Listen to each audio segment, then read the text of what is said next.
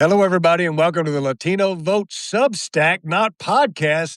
The stars at night are big and bright, deep in the heart of Texas. Woohoo! Mike Madrid. They make them separate. They make them special down in Texas. They're a little different. We love you guys, but they're a different type of breed, and we're going to be talking about Texas tonight because I think Texas is going to be extremely, extremely important in determining a whole lot of stuff from the bottom up. Everything from Latino turnout to the Latino break in the race everybody's watching, which is the Talarico versus Crockett Senate race. The Paxton Cornyn race is the Latino coverage that isn't getting as much, I think, attention and focus, but Latino voters, I think, are going to be very determinative there as well. You got Bobby Polito's race, you've got the Allred race, you've got all sorts of races. And fortunately, we have a redneck Mexican on the ground. Here we go. He's on a journey. He's a man with a mission. He's, I think, in San Antonio now. He texted me late last night that I'm leaving Austin. I'll be in San Antonio in just a little bit. He's following the Talarico bus. Tell us what is going on deep in the heart of Texas. I am all tortillaed up. I am full of good tortillas, and I am in a good, happy place. I'm getting up at 5 o'clock in the morning and working out for many hours before the sun comes up, and then I'm eating my face off in tortillas, beans, and rice because you can't get none of this shit in Washington, D.C.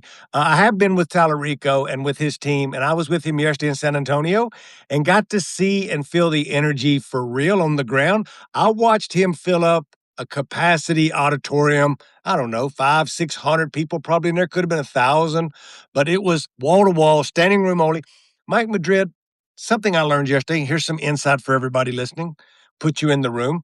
Is that James Talarico, after he gets done, does not run to his next event. They put a 3-hour buffer between his events because he stays. Everybody gets in line and he shakes everybody's fucking hand before they leave and takes a picture with them. You don't see that very often. I told the staff, I'm like, look, I'm an old goat. I got a lot of white hair. I'm like, this shit, I've seen that maybe 4 or 5 times where folks like be there, talk to him, listen to him. Like there's a lot of politicians I've been around that are full of shit, but like, he's like, no. All these people came. It's Sunday afternoon. I want to talk to them. It was a lot of energy, really good. I sent Andreas some clips. We can share it later, kind of behind the scenes with him in the war room. We had just lived through the shooting in Austin that had happened just hours before, where this guy was killing folks in Austin. It was a crazy day on the trail, but there's a lot of energy happening. All right, well, back up for everybody. When did you get into town? I got here. I flew in from New York on Saturday. New York City? New York City. Yes, I flew in from New York. I decided right before we started bombing Iran, which we'll talk about on a podcast. We don't have to do it here. That I would do CNN, where it would never even make it on CNN because we decided to bomb Iran. But I digress. I went to San Antonio. I got there. I met up with the team. We did the big rallies, and all day I kicked off a canvas like the old days down on the south side of San Antonio. And then he went to Houston, and you had your thing backwards. I came to Austin and started meeting with folks because the headquarters is here. And that's where I've been doing and talking and meeting with people on the ground here. I've got a dinner tonight, actually, with the president of the FL-CIO. So, okay. So what? Tell us about what the Talarico campaign looks like in terms of planning. Because normally you're running from city to city. What you're telling me is he's actually shaking hands and meeting people and talking to them and answering questions. And people waiting a 3-hour buffer. That's unheard of. Like, the candidate's time is so valuable at this moment. He's saying, I don't care. People came out there, gave us part of their day. We'll do a far less events, but we're going to do them better. I guess it built some intensity. Is that the idea? Is that the thinking? Yep. And then they all volunteer on election day. Before I left, halfway through the handshaking, he took everybody in the auditorium, lined them up where they could come around front, and he walked down and met everybody. It was lined up out the venue, out the front door, and around the venue after he had spoke to shake his hand, and nobody was leaving. That made me understand that something really special was happening there.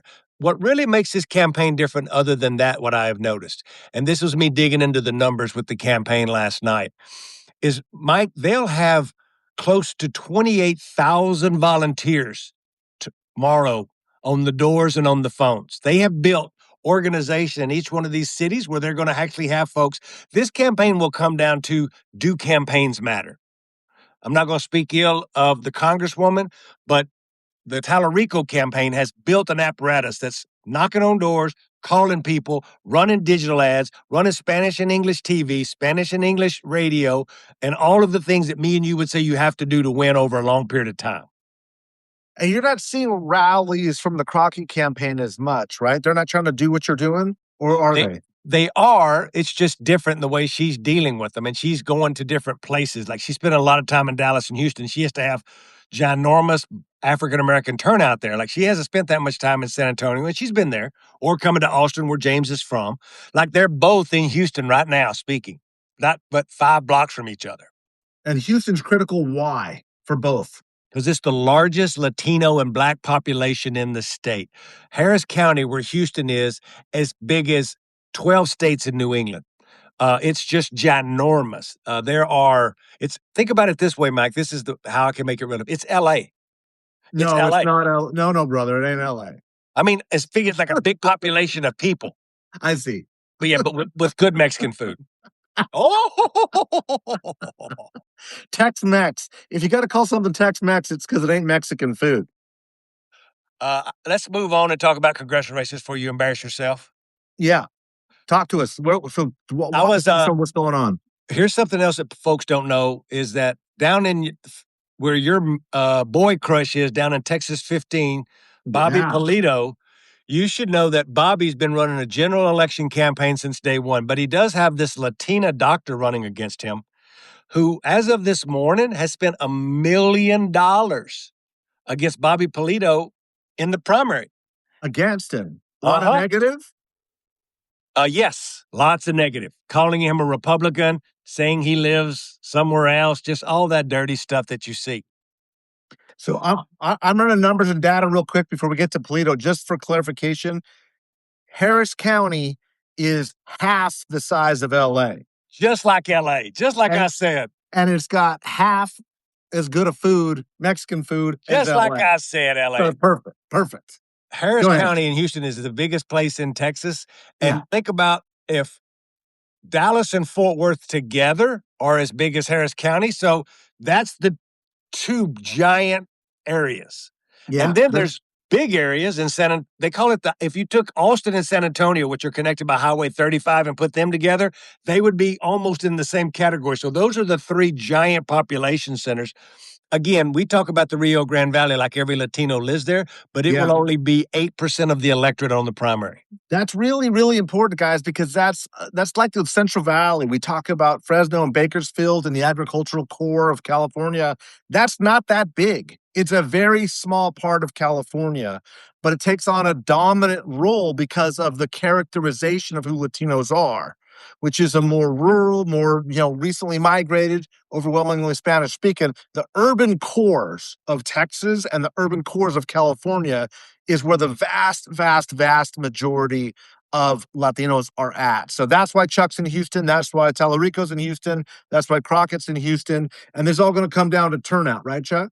Yeah, and then they'll migrate back to their home turf for election night. She goes to Dallas. He'll come to Austin. They'll have their parties in each respected state. And on election night, here's some things to keep an eye on. The Valley, if it's only 8% of the electorate, it comes in earlier because it's easier to count. So if Talarico's winning the Valley 60-40, that really means something because it doesn't mean he's going to lose Latinos in other states. They're not the same kind of Latinos, let's be clear. Yeah. But they may come in first because if you just get some big number from Houston, you don't know if it's the Black boxes or the Latino boxes, and they have a robust Asian population there as well. So you can only take, but if you look at the Dallas numbers, she should win Dallas. And if Dallas comes in and it's 55-45 and that's all she's winning by, that's problematic for her. If she's winning. Margins matter on election night. And in Texas, one of the things you do much better than California, and everybody does, is you count votes quickly. You don't mess around. Like, you guys are going to see data within a couple of hours of the polls closing. And I think what you're saying is that those smaller rural counties, the star counties, the counties down in the Rio Grande Valley, what those numbers tell us, those margins, if somebody's winning decisively, it's going to not exactly compare to the Harris County, Tarrant County Latino voter, but it's going to give us a pretty good indication of which way the vote's breaking. Yeah, and it's not the end all be all, but as me and Mike have talked about, in many of those border counties, it's 80 and 90% Latino. So if Talarico's winning at 70-30, you're like, oh, something's happening. It don't mean he's going to win everything 70-30, but if Right. those Latinos who have been trending to the right are voting for him 70-30, that's something big. And then if she's not winning Dallas by enough, or if he's not winning Austin by enough, because he should win Austin. He should also win San Antonio handily because that's where he was a school teacher. He taught kids school in San Antonio. So, like, this is his home turf. This is really, if you think about it in this way, everybody, stay with me. San Antonio and Austin are the same size as Dallas and Fort Worth. This is his base, and that's her base. Neither one of them have a footprint in Houston, and it's the biggest. So maybe if you look at it like whoever's winning Houston is probably the end of the game. That's really a really good way to look at it. And we'll do some live stuff tomorrow night as the numbers come in. We can do it either on Substack or we'll be tweeting numbers back and forth. We'll get a little bit nerdier too. And again, this stuff starts to move fast on election nights because you're really looking for margins here, especially when turnout is this big. I think it's so big, it's kind of making us wonder and second guess ourselves a little bit. More ballots have been cast in Texas through the first 7 days of early voting for the midterms than any recent midterm or presidential election year, driven almost entirely by Latino, by Democrats of all colors, straight sizes, rural, urban, suburban, college educated, non-college educated. The last data I saw was there's almost 3 Democrats voting for every 1 Republican in Texas early voting. That's never happened before. We've seen 2-to-1s in 2018. This is 3-to-1. Now, this is just early voting, by the way. There's going to be a big Republican push, but there's no, unless there's something colossal happening to see Republicans catch up and surpass the Democratic vote, I think would be pretty extraordinary. That's saying something in Texas. Chuck, am I right? Or am I missing it? Or am I analyzing it wrong? There has not been, we have not outvoted the Republicans in this state in early vote since 2002. So we just broke a 24-year record of outvoting them in in-person early vote. And for all of you at home, we've always had in-person early vote in Texas, and we've always never really had much vote by mail because it's very restrictive. So I'll put that out there as a marker for all of you nerds. But Mike, let me give you these 2 numbers, which is 2018 was a robust off-year election. 2022, probably not as much. But at the end of in-person early vote, Mike, which was on Fridays when they wrapped everything up and they had all the numbers and all the data to see everybody that had voted, more Democrats had voted in-person early, Mike, than the entire, let me say that again, the entire primary in 2018. So already. Oh my God, that's crazy. Already. Crazy. So you're going to see massive lines tomorrow. Massive. I mean, is Texas ready to handle the amount of people that are going to be showing up, or they got a problem with that? I mean, look, you're an analyst person. You're a data person. What we don't know is if Mike is right. I think Mike is right.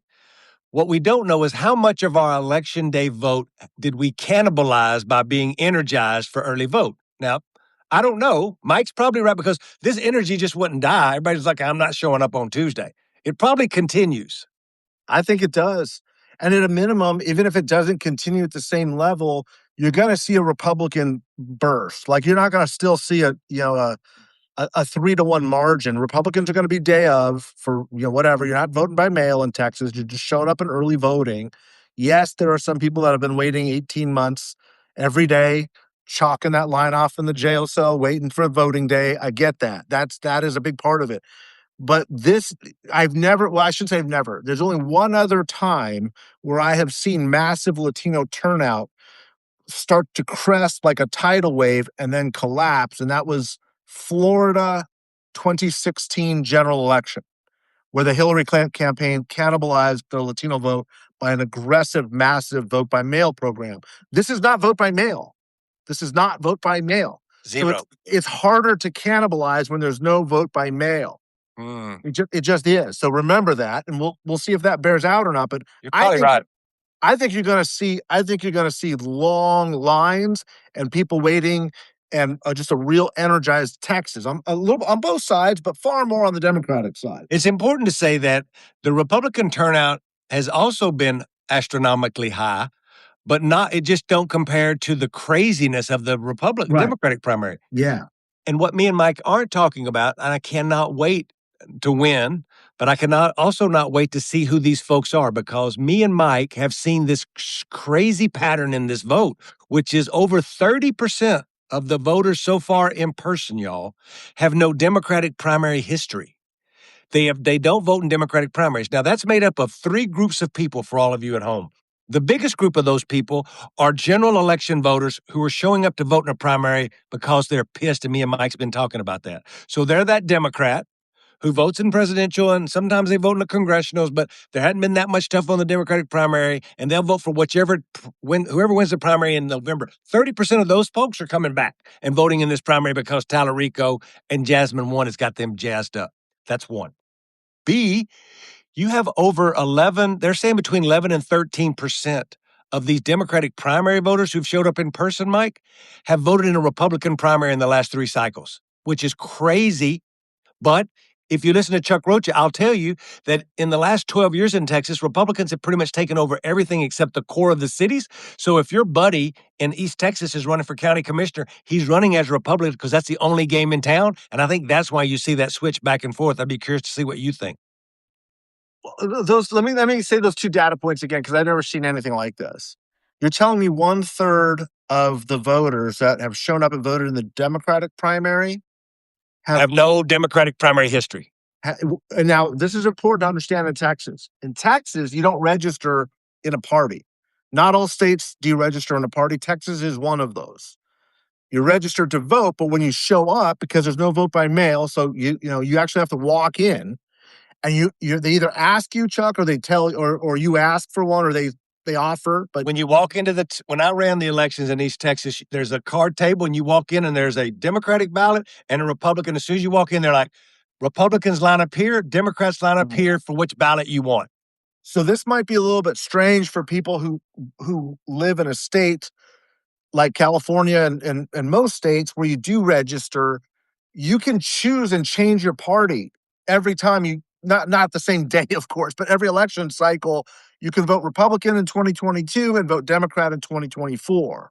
That's how it's done in Texas. So what Chuck is saying is 1/3, a full 30% of people that are voting in the Democratic primary have no history of voting in a Democratic election before. Is that right, Chuck? Yes, and when you vote early in person, and as I was an elections judge, they mark you on the list of voters. So if you tried to show up on election day and vote again, you're already showed as marked. And this is important what I'm going to say next about this Republican runoff that's going to happen in the Senate. You cannot vote in the Democratic primary and then show up 2 months later to vote in the Republican runoff. Once you put that card down for this primary, you can't change again till the next primary. Got it. So you can vote however you want in the primary. You cannot change parties in the runoff if there is one. We'll talk about that because there's likely to be one on the Republican side, less likely on the Democratic side this time. But then in November, it doesn't matter because everybody's voting the same ballot. Right. And then the next time we have a presidential election, if you want to vote, if you voted the Democratic primary this time, you can vote in Republican that time. It doesn't tie you to that just for that one cycle. Yes. Now, somebody asked, can you vote in both? No, you get to choose one. You get to choose. You're either voting in the Republican primary or the Democratic primary. Don't get to vote in both. So that was that question. The other one is, and this is Mike Madrid saying this. I don't know if Chuck wants to be silent on this, or I want to hear your opinion if you're okay talking about it. To me, 30% of new voters coming into the Democratic primary is a good sign for Talarico because it's not as much. Talarico's appeal and his strategy is beyond the Democratic base. And by definition, that's who it is. Now, there are going to be some people who would surmise, oh, maybe it's people that are coming in and playing games. That may happen on the margins, but you're talking like 1%. I mean, people that are that methodical, people don't go show up, especially say we got to show up and actually go in to play shenanigans. There's too much good action all over the place to throw away your vote that way. Some people invariably will, very, very small amount. To me, this is a sign that there is a lot of energy of people that are both Democrat and non-traditional Democrats looking to engage in the Democratic primary. That's my opinion. I'm not saying that is Chuck's. I will say this for those nerds that follow us on our podcast and here on Substack. This is the reason, and almost entirely the reason, that the polls have been all over the place, is you cannot poll people who don't have a history of voting in a primary for primary voting history. You don't even call them. Mike Madrid will tell you that. Yeah, there's no way to weight to them. There's no way to know who's going to, and that's what's happening. So let's talk about this for a second. Because the polling right now, the public polling is what we call muddy. It's a mess. It's all over the place. You can find a poll that says Crockett's going to win by 20, Talarico's going to win by 20. You say Latinos are going for Crockett by 10, going for Talarico by 15. Black voters are showing up for Crockett at 85% or 78%. White voters are plus 51 Talarico or plus 32. There's nothing consistent about any of the polling. And we're going to learn a lot about who made the right guesses, because they are sophisticated guesses, but guesses nonetheless, about how to weight the poll. Now, weight, I mean WEIGHT, which means how much of a vote share do you put on these different subsamples in these different constituencies. Very important. And what Chuck is saying is exactly right. You really need to listen to this. Write it down, listen to it with a clap of thunder, and don't forget it. When you have this many people showing up in a Democratic primary, a third of the electorate, and you have no way of knowing that that's going to happen, nor which demographics they're coming from, it's impossible to have your poll look consistent with anybody else's, because everybody is just sort of guessing, like I just did, on who I think that benefits. That's Mike Madrid's opinion. But everybody else's opinion is essentially in this environment, if not equally valid, somewhat valid, and you can argue about how much weight, what percentage those respondents need to be if, to Chuck's point, you're even polling people that have no history of voting in a Democratic Party, because why would you, when the assumption is that's a very small, low single-digit fraction of the Democratic vote historically, and now it turns out it's 30% of the entire early vote in the state. That's why, at least my theory as to why the polling is just so all over the place. Chuck, what are There's your one thoughts? There's one thing that's been consistent, and it's because they're winning them so overwhelmingly. And again, you can be off by 10 points and these things still be true, which is Talarico is winning white voters. Whether he's winning them by 5 or by 30, we don't know, but every poll has showed him winning white voters. So that's a constant, even if your poll is off by 30% because of these voters. Guess what? In every poll, Jasmine Crockett is winning black voters because she's so overwhelmingly, your poll can be off by 30% because you didn't talk to those new people showing up, and she's winning those. What is the name of our podcast? What's the name of this Substack? It's the Latino Vote Substack and podcast. And guess what has been going back and forth in these polls, all depending on who you're talking to? Oh, Jasmine Crockett's winning. Oh, Talarico's winning Latinos. Oh, this one. It's because the margins are closer and because we are been a smaller group of voters. What to really watch for is what percentage of this electorate is Latino? What percentage of the electorate is white or black? Because that matters on this election. Let me give you a little history. In 2022, in the last off year, white voters made up 46% of the vote, Latinos made up 29, and black voters made up 13, and the rest were others, mainly Asian Americans. Well, as it stands now in the early vote, because we know who's early voted in person, that white number's 46%. Imagine that. Well, the Latino number has went from 30 to 33%, and the black numbers went from 13 to 15. So you see an increase with Latino voters, an increase with Latino voters. White voters staying pretty statistically the same, but look at that difference in the numbers. If Jasmine Crockett, this is really good for all of you nerds, if Jasmine Crockett increases her proportion with a surge of black voters from 13 to 15 or 16%. That's nothing compared to a 1% increase with white voters that make up 46% of the electorate. So if James Talarico is winning that even 55-45, and she's winning the black vote 80-20, that's still not enough to make that up. Am I doing that math right, Mike? Your math is mathing exactly right, which is why I have been a little bit critical of the Crockett campaign's strategy for a few reasons. The first is I just don't think it's good strategy because of what you just said. It's just not good math. The math just isn't there. The winner of this primary is going to have to win the Latino vote. I mean, I think that's fair to say. Unless Talarico's numbers with white voters are just too peculiar and too strange, and that might be. I am seeing polling showing older white, like 65 years of age and older white voters, white Democrats voting more for Crockett, which doesn't surprise me that much. That's very much the base of the party.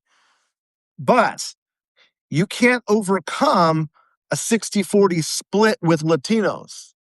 You can't. If for either candidacy, whoever if somebody wins a 60-40 split, if Crockett wins, she's going to win. If Talarico gets 60-40, she's going to win. What you're saying, Mike, is probably the most important thing. On election night when you're watching, whoever is winning the Latino vote is going to be the winner of this primary. There's no way Talarico loses the Latino vote and can be the senator, be the nominee. Neither can Jasmine Crockett. Right, it's just impossible by the math. Or very, very, very, very unlikely. That's true. I shouldn't say impossible. Yeah, but it's as close to impossible as you can get, and that's why everybody's watching this vote and watching the strategy. And I know that Chuck and I both have been watching this race very closely. We've been watching Bobby Polito. We'll talk about Bobby in just a second because I love that race. It's gonna say a lot as well. But the Crockett campaign, and again, this is Mike Madrid, and there's a great Politico article where Chuck and I are both quoted in it, by the way. Oh. Andreas, if you could post that in the chat, that would be fantastic too. Where everyone likes Chuck's shirts because it's black. He's starting to look, no words, but he's got that Talarico. We're going to get one from Madrid that says Rocha. Yeah. Rocha. Live in La Vida Rocha is what it's going to say. Live in La Vida Rocha is what the damn thing's going to say. There's, like you said about the House races, is like, think about the turnout we just talked about in Dallas. So you had this astronomical black turnout in Dallas, but guess what? The white suburban turnout in Dallas has been through the roof. And you've heard me and Mike talk about this race that is super interesting because it makes my mathing go to mathing, which is the Texas 33. Does all of that new turnout help Julie Johnson or Colin Allred? See, that's why this race gets even more fascinating. I'm going to prognosticate and project a little bit here by saying when Colin Allred kind of dropped the bomb saying, calling me mediocre was racist and don't come after me unless I call for you stuff. To me, that was what they were planning on was a lower voter turnout where they needed a greater share of the black vote, hoping the Latino vote does what it always does, which is lag behind. It's a slightly larger population. It's actually considerably larger population, I think, in Texas, but lower voter turnout, which is typical of the Latino vote. Is historically we don't have a high voter turnout. So if you're going to have a lower voter turnout, a sharper, higher percentage for Crockett of the black vote goes a much longer way than a huge Latino turnout. So that kind of politics, I mean, this is again, Mike Madrid, I don't like it anyway for a whole lot of reasons, but that was the strategy. That's the avenue that they took. What happens at this point is if you start to see a larger increasing share of the Latino vote, it's going to go one way or the other. Is either that vote is going to be compelled by that Crockett message or repelled by that Crockett message. I think it's going to be repelled by that. We're going to see what happens. But that ultimately, again, is part of what we talk about in this article that Andreas will put in the chat and put below when we post this thing, because Politico jumps into this exact question and starts looking at what this means. Because when you've got a vote that's essentially going to, in the next couple of years be a third, you can only have two candidates. And unless you have, candidates that are multiracial, you're going to start seeing in Texas candidates that are black or white or Latino, and these different appeals to these different ethnic and racial bases. math is going to start getting different every election cycle going forward because the Latino vote's growing so fast. It's two different philosophies on how to run a race. Jasmine Crockett's philosophy may work. You never know. She Might is work. doubling down on her Yeah. base in a Democratic primary. That is not a bad election, especially if it's low turnout, to Mike's point. But if it's high turnouts, it skews everything. And that's where going back to what Mike Madrid said in the beginning is important. Democrats, independents, Republicans can all walk in the door and say, I want the Talarico ballot. So they may not have voted. They may be true independents. They may be moderate Republicans. That was a Talarico strategy, along with running a robust Latino program and doing long-term messaging to them and centering a lot of it in faith and family and on economic populism, and that it's not the left and the right. It's the top versus the bottom and all of the things that sound very, as Mike would say, hopeful. Hopeful. Yeah. Hopeful, aspirational. The political Andreas is having trouble finding the political article. If somebody's read it, go ahead and post it in there. It's Adam Wren, WREN from Politico, ran the last 48 hours. If somebody wants to kind of stick it up there and put in the chat to share it with other people to read, that would be great. Yeah, aspirational. That's the right word. That's the term. That hopefulness. That takes me to kind of Bobby Polito, that kind of politics, right? Where he was on the show with us a few months back, and he said, Latinos consider themselves broke but not poor. Poor, Still I the love best that. line. Oh, it's the best line I've heard in 20 years. It's poor as a permanent state, broke as temporary, and that hopefulness is what kind of keeps people going. So, talk to us about what you're seeing. Have you been in the Rio Grande Valley at all, Chuck? You guys been? No, but I talked to before? folks down there this morning. They're like, Bobby should be okay, but she has spent $1 million. They talked about the discipline that Bobby has had. They've been trying to pull him to the left and drag him to the left while he's been and not taking the bait. So, that's something super interesting to watch. He's run a general election campaign. How much does he win by? I think he wins. Especially, he hasn't spent a quarter of the money. He's had some super PACs come in and spend some money on his behalf. Welcome PAC has, the Blue Dog Caucus has. It'll also be interesting to watch Vicente Gonzalez. He has a Democratic Socialist running against him. There are primaries, as we've said, with Julie Johnson running against Colin Allred.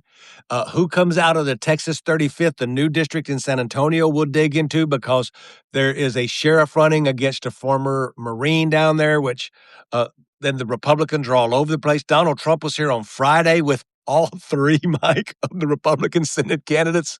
That's awkward. Crazy town. And let's talk about that. Can we talk about that a little bit? The Senate Republican side of that Senate seat? Sure. So Donald Trump descends into Texas. He says, they're all fine people. I'm not, going to say anything. Why he shows up to Texas without making a decision, I think, is a huge political mistake. The main reason why is because the only possible reason you show up is because you're trying to goose turnout. They're seeing that Republicans are depressed, that there's no motivation to vote. So he's literally got to fly down to Texas, of all places, makes one stop, tries to drive turnout. He's trying to get as much press, local press, as he can, telling Texas Republicans, I love you, show up. I know things are tough, but hang in there. These are all good candidates. Bad message, bad timing, because you're going to see, my opinion is, if you don't see really high, sky-high Republican turnout, what you're going to see is more bad news for Donald Trump saying he showed up, and Texas Democrats outnumber Texas Republicans. That's a bad look. That's a bad look. There's no win. What is the win Donald Trump could possibly get out of that? Moreover, and again, specifically as it goes to the Latino vote, I've seen the polling all over the place, but most of the polling is showing Latinos in the Republican primary backing Paxton, who is the more conservative, extreme kind of guy, right? And that I'm not surprised by that, incidentally, and I'll tell you why. I think the moderate Latino Republicans that moved and shifted so far to the right in 2024 have bailed on the Republican Party, and they're like, this is just nuts. So they're voting in the Talarico Crockett primary. These are some of those people that Chuck was talking about, those 30%, or no, these are 12%. 12% of Democrats, people who voted in the Democratic primary, have a Republican voting history. Have a Republican voting history. So this is what we call this is leakage. The leakage is 12%. That is a massive, massive, massive number. Usually if that gets to 3 or 4%, there's a problem. you're at like 12. You're at 3 times that. You add that on top of the fact that 30% of these folks don't have a history of essentially voting at all, or certainly not voting in the Democratic primary before. You put that together, that's a hell of a lot of votes. That's a hell of a lot of energy on the Democratic side. And that's why you combine that with 3 times more Democrats showing up. There's 3 Democrats showing up for every Republican. I don't know how this could be painted as anything other than very, very, very good for Democrats. And again, I'm not going to say any more with one candidate or the other, but there's a very good chance that we come out of this with, if not a Republican runoff, which I think is likely. I want your thoughts on that. You end up with a Paxton Talarico runoff. So I Or think you end up general general. election. General. Let's talk about the runoff, though. It's almost guaranteed that Paxton's going to win that thing, but he's not going to get 50%. And for those of you who are not from Texas, you have to win the primary by 50% of the top 2 people go to a runoff 60 days or so later.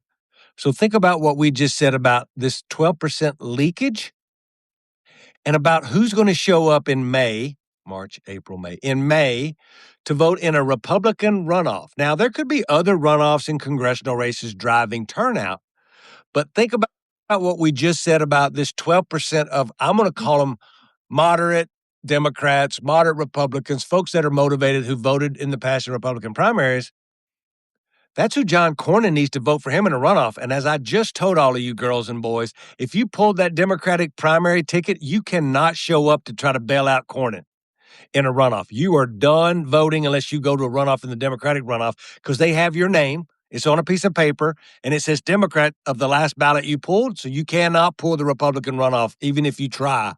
And that's why it's doubly bad for Cornyn, because 12% of the folks who normally would have voted for him, if there was nothing on the Democratic ballot in the primary, just went and voted for probably Talarico. I think that's right. Now, look, for people that really want to get nerdy, some of the names I'm going to recommend some follows right now. Obviously, follow the Austin American Statesman. They're doing really good journalism. The Texas Tribune, really good journalism. Adam Carlson. I mean, Chuck, you and I both know Adam. He's posting a lot of really, really good data. Make sure that you're following that. Not making too, he made a little bit of a prognostication. His read of the tea leaves, I don't want to speak for him, suggests that, there's probably a slight Talarico lead. That matches sort of what I've kind of, heard internals. I don't want you to have to put you on the spot, Chuck. But he also is very clear that there's so much data all over the place that nobody really remembers seeing a race this all over the place. It's just so muddy. It's just so muddy. It's so messy. But it's really hard to lead to any conclusions. But the thing that's different about what we know so far and what the beauty of what Adam has done and other data folks on the internet is folks get on there and they give their hot takes.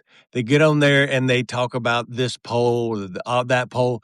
When Adam digs into the numbers, those are real voters. We have the file back now on everybody who voted in person. We know the things I'm telling you about these new voters are just factual because we can see their voting history. This ain't me or Mike just saying this is what we think is happening. Now, what we don't know is we assume that those new voters probably vote Talarico, or we assume that black voters do this, and we assume white voters do that because me and Mike have a lot of white hair on our face, because we just know. But we just know that they voted, and we know where they voted in the past. It'll give us some indication of where they'll vote in the future, but none of us really know. But what Adam has done is said, okay, well, how many of these people are black? How many of these people are women? Women, again, have turned out big in the Democratic primary. 58% of the Democratic electorate are female, to Mike Madrid's place about females showing up and outvoting men. 58%. Women. 58% are women in the Democratic primary. That's extraordinary. And that benefits Crockett, I'm going to say. I mean, I think that women have a more likelihood of voting for other women. So that's what I would, again, how much that sticks, I don't know. These are the way that I think we're trying to discern what lanes are being occupied by which candidate, even though it's super, super tough.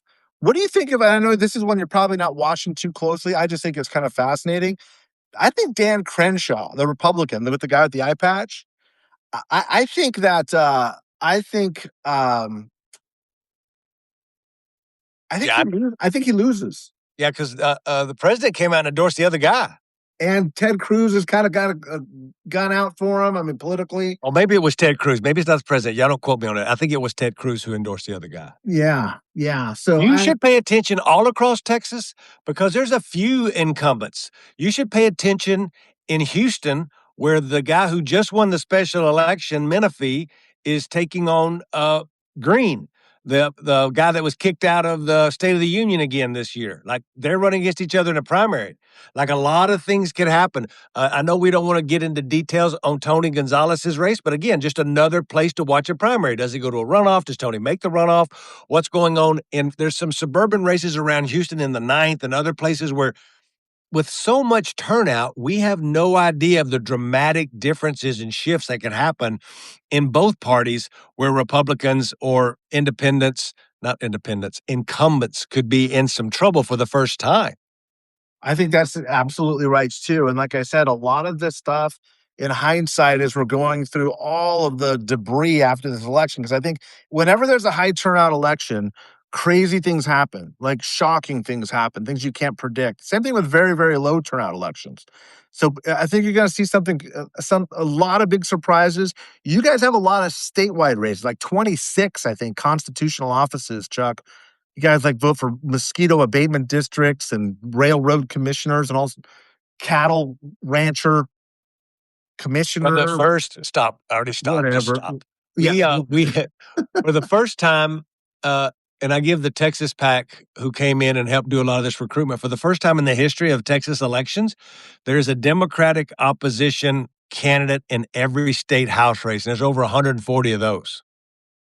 Wait, say that again. Say that again. I think there's 140 state reps in Texas. Whew. Yeah. But So, yeah. And I mean, there's a long ballot in Texas this time, too. It's going to be interesting to see what we call the undercount, right? I bet with 30% of people, new voters, you're going to see a massive undercount. What that means is you'll have people coming in that want to vote for Talarico and then won't vote for the other, 3 dozen names. They're going to be like, I don't care who the cattle rustler commissioner is. Like, I don't know what that is and I don't care. But I'm going to vote for Talarico and that's it. And then so I'll vote for that one. And then when we see the drop off, at the top, Talarico may get 100 votes in that county, and then down below, the other positions may get 25 or 30. That drop off is what we call the undervote.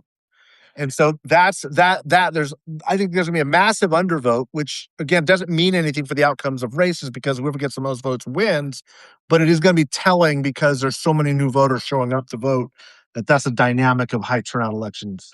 let me clean up my record here. I just Googled it while we were sitting here. I was close. It's 150 state reps. 150 state reps. And they are pretty much, just so you know, unpaid. Because you've got a part-time legislature too, right? They come every other year for about 120 days. Okay. And they don't, and anyway, we'll get on that later. But look, guys, I've got to run and get ready to go do a thing. Me and Mike may come on again, and I'll leave him for the final word. Tomorrow I'll be in Austin. I'm going to be in the war room with James. And let me say this before I get off of here, is that I have been around big campaigns, Bernie Sanders, Ruben Gallego, and seen some big campaigns. I want to give my hat tip to a great group of young folks who, I was backstage with all these kids. They're all in their 30s. They're all on their laptops. They're all banging out press releases and getting field reports. And I'm just like, I forget the day-to-day grind every day. They're eating out of a plastic bag. And I just hat tip to that amazing crew over there could pull off history here.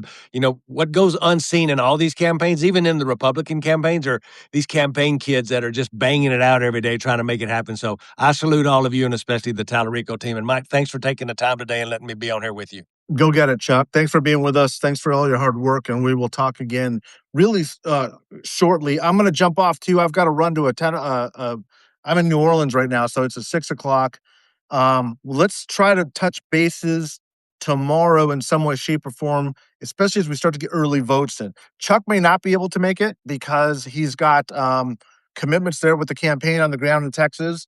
I'm not too sure if I'll be doing some press availability. I got to do some podcasts with The Hill and some other folks.